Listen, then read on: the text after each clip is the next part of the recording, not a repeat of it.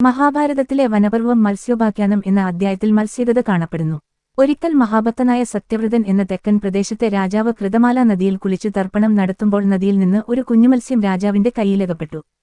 അതിനെ രാജാവ് ഒരു കുടത്തിലെ വെള്ളത്തിലിട്ടു.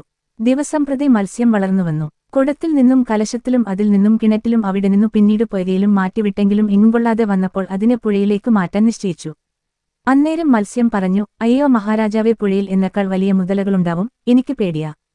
പിന്നീട് അതിനെ സമുദ്രത്തിൽ നിക്ഷേപിക്കാൻ രാജാവ് ഒരുങ്ങി. മനുവിനാൽ സമുദ്രത്തിൽ ആക്കപ്പെട്ട മത്സ്യം അദ്ദേഹത്തോട് പറഞ്ഞു, താമസിയാതെ 3 ലോകവും പ്രളയസമുദ്രത്തിൽ മുങ്ങും.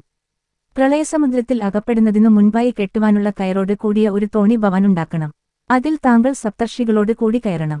മുമ്പ് ദ്വിജന്മാർ പറഞ്ഞു വച്ചിട്ടുള്ള എല്ലാ ബീജങ്ങളും അതിൽ കയറ്റണം. തോണിയിൽ കയറിയ ഉടനെ എന്നെ സ്മരിക്കണം, ഞാൻ എത്തിക്കൊള്ളാം. ഇങ്ങനെ അരുളി ചെയ്തിട്ട് മത്സ്യമൂർത്തി സമുദ്രാന്തർഭാഗത്തു മറഞ്ഞു. രാജാവ് ഭഗവാന്റെ നിർദ്ദേശമനുസരിച്ച് വിത്തുകൾ ശേഖരിച്ചു. 7-ാം ദിവസം ലോകമാകെ പ്രളയസമുദ്രത്തിൽ മുങ്ങാൻ തുടങ്ങി. തിരമാലകൾക്കിടയിൽ കാണപ്പെട്ട തോണിയിൽ രാജാവ് സപ്തർഷികളോടൊപ്പം കയറി. മുനിമാരുടെ നിർദ്ദേശമനുസരിച്ച് രാജാവ് മത്സ്യാവതാരമൂർത്തിയെ ധ്യാനിച്ചു. അപ്പോൾ കൊമ്പോട് കൂടിയ മത്സ്യമൂർത്തി അവിടെ പ്രത്യക്ഷനായി. നേരത്തെ നിർദ്ദേശിച്ചിരുന്നതനുസരിച്ച് തോണിയെ മത്സ്യത്തിന്റെ കൊമ്പിൽ രാജാവ് ബന്ധിച്ചു.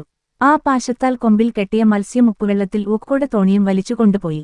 പിന്നെ ഹിമവാന്റെ ഉയർന്ന ശൃംഗത്തിലേക്ക് നീങ്ങിയ മത്സ്യം ഉടൻ തന്നെ തോണി ഹിമവൽ ശൃംഗത്തിൽ കെട്ടുവാൻ പറഞ്ഞു. പിന്നീട് ആ മത്സ്യം പറഞ്ഞു, മുനിമാരെ, ഞാൻ പ്രജാപതിയായ ബ്രഹ്മാവാകുന്നു, ഞാനല്ലാതെ മറ്റൊന്നുമില്ല.